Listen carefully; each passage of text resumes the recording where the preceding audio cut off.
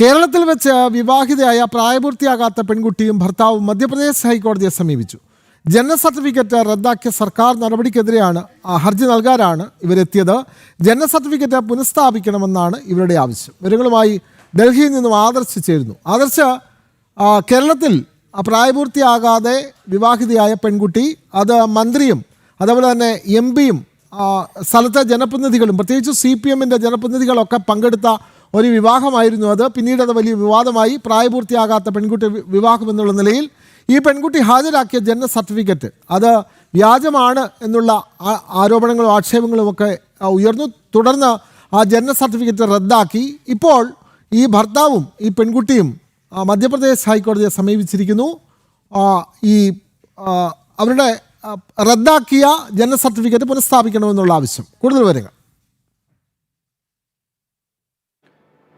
വിനോദ് ചൂണ്ടിക്കാട്ടിയതുപോലെ തന്നെയാണ് ഈ പെൺകുട്ടിയും ഭർത്താവും മധ്യപ്രദേശ് ഹൈക്കോടതിയിൽ നൽകിയിരിക്കുന്ന ഹർജിയിലെ പ്രധാനപ്പെട്ട ആവശ്യമെന്ന് പറയുന്നത് മധ്യപ്രദേശ് സർക്കാർ റദ്ദാക്കിയ ജനന സർട്ടിഫിക്കറ്റ് പുനഃസ്ഥാപിക്കണം എന്നതാണ്. കാരണം ഈ പെൺകുട്ടിയുടെയും ഭർത്താവിൻ്റെയും അവകാശവാദം ഈ പെൺകുട്ടിക്ക് പ്രായപൂർത്തിയായി എന്നതാണ്.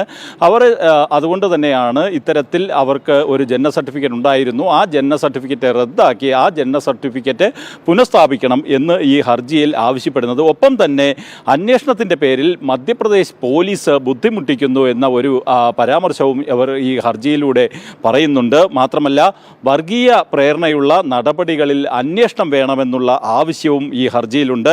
കേരളത്തിൽ സമാധാനപരമായി ജീവിക്കുവാൻ മധ്യപ്രദേശ് പോലീസ് അനുവദിക്കുന്നില്ല എന്നും ഈ ഹർജിയിൽ പറയുന്നു.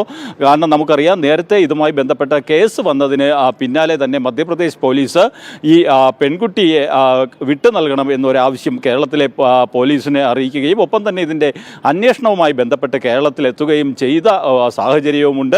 അതുകൊണ്ട് തന്നെയാണ് ഈ പെൺകുട്ടിയും ഭർത്താവും ഇപ്പോൾ മധ്യപ്രദേശ് ഹൈക്കോടതിയെ സമീപിക്കുകയും ഇത്തരത്തിൽ ഉള്ള കാരണം അന്വേഷണത്തിൻ്റെ പേരിൽ മധ്യപ്രദേശ് പോലീസ് ബുദ്ധിമുട്ടിക്കുന്നു എന്ന് പോലും പറഞ്ഞുകൊണ്ട് ഹർജി നൽകുകയും ചെയ്തിരിക്കുന്നത്. ഹർജിയിലെ ഏറ്റവും പ്രധാനപ്പെട്ട ആവശ്യമെന്ന് പറയുന്നത് റദ്ദാക്കിയ ജനന സർട്ടിഫിക്കറ്റ് പുനഃസ്ഥാപിക്കണം എന്നതാണ്. ഒപ്പം തന്നെയാണ് വർഗീയ പ്രേരണയുള്ള ഈ ചില നടപടികൾ ഉയരുന്നു. ആ നടപടികളിൽ ഈ മധ്യപ്രദേശ് ഹൈക്കോടതിയുടെ ഭാഗത്തു നിന്ന് ഇടപെടൽ ഉണ്ടാകണം എന്നും ഈ ഹർജിയിൽ പറയുന്നുണ്ട്.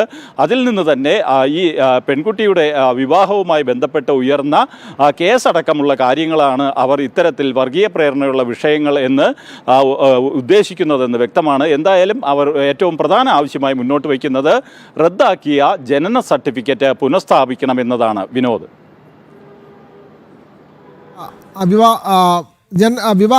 റദ്ദാക്കിയ ജനന സർട്ടിഫിക്കറ്റ് അത് പുനഃസ്ഥാപിക്കണമെന്നുള്ളതാണ്. പ്രത്യേകിച്ചും പ്രായപൂർത്തിയാകാത്ത പെൺകുട്ടിയുടെ വിവാഹമാണ് കേരളത്തിൽ നടന്നത്. അതേ സംബന്ധിച്ചാണ് വിവാദങ്ങളും കേസുകളുമൊക്കെ ഉണ്ടായത്. ഇപ്പോൾ ആ പെൺകുട്ടിയും ഭർത്താവുമാണ് മധ്യപ്രദേശ് ഹൈക്കോടതിയെ സമീപിക്കുന്നത് ജനന സർട്ടിഫിക്കറ്റ് പുനഃസ്ഥാപിക്കണമെന്നുള്ള ആവശ്യവുമായി.